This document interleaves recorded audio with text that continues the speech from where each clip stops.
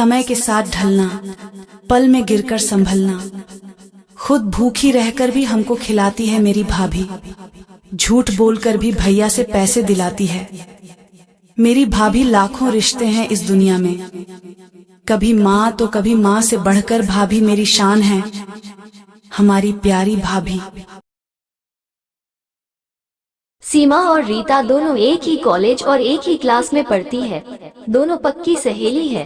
रीता के पिता का इलेक्ट्रॉनिक सामान का बड़ा शोरूम था। सीमा एक गरीब मजदूर की बेटी थी, इससे उनकी दोस्ती पर कोई प्रभाव नहीं पड़ा। दोनों में अटूट प्रेम था। रीता का बर्थडे था, उसने सीमा को निमंत्रित किया। तुम्हें बर्थडे पार्टी में जरूर आना है, अन्यथा मैं केक नहीं काटूंगी। सीमा को रीता की जिद के आगे झुकना पड़ा। उसने हाँ कर दी। शाम को जब पार्टी के लिए तैयार होने लगी तो उसे एक भी ऐसे कपड़े नजर नहीं आए जिन्हें पहनकर पार्टी में जा सके। उसने जाने का प्रोग्राम कैंसिल कर दिया। वह नहीं चाहती थी कि उसके चलते सीमा को शर्मिंदगी का सामना करना पड़े। वह मन मार कर रह गई।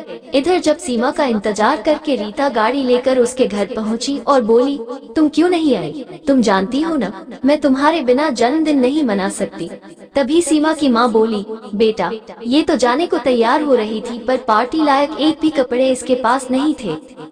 रीता जिद कर सीमा को अपने साथ पार्टी में लेकर आई। सीमा को देख उसके रीता के माता पिता को बहुत खराब लगा।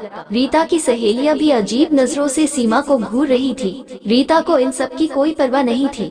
उसने सीमा का हाथ पकड़कर केक काटा और पहला टुकड़ा सीमा को अपने हाथों से खिलाया। उसके अपने भाई राकेश को केक खिलाया। ये देख रीता के पापा, मम्मी और पार्टी मौजूद सभी को बहुत खराब लगा।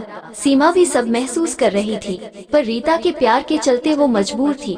पार्टी के खत्म होने पर रीता अपने भाई के साथ सीमा को उसके घर छोड़ने गए। रीता वापस जब घर पहुंची तो उसके मम्मी पापा इंतजार कर रहे थे। वो बड़े गुस्से में बोले, तुमने हमारी नाक कटवा दी। दोस्ती बराबर वालों के साथ अच्छी लगती है, आज के बाद तुम उससे नहीं मिलोगी। रीता चुप थी।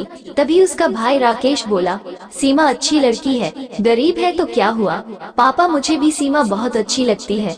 आपने मेरी शादी के लिए कितनी लड़की दिखाई, मुझे एक भी पसंद नहीं आई।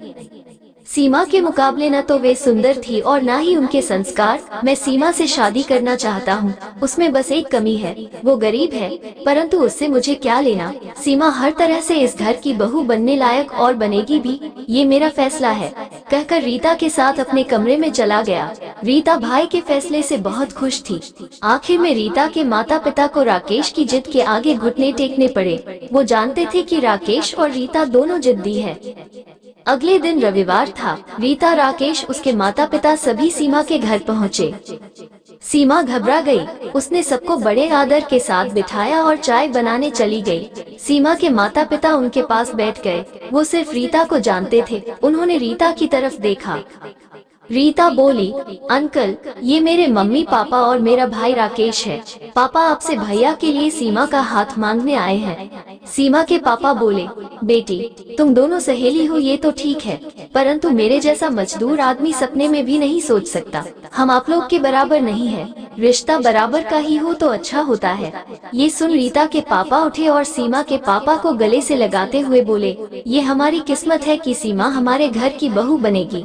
सीमा सारी बात सुन रही थी। तभी उसके पापा बोले, यदि सीमा को राकेश पसंद है तो मुझे कोई आपत्ति नहीं। सीमा ने शर्म से सर झुका लिया। रीता ने उसे प्यारी भाभी कहकर गले से लगा लिया। राकेश बहुत खुश था। उसका प्यार जो उसे मिल गया था। दोस्तों, रिश्ते ऊपर से ही बनकर आते हैं। सच्चे प्यार के बीच कभी दौलत की दीवार रोड़ा नहीं बन सकती।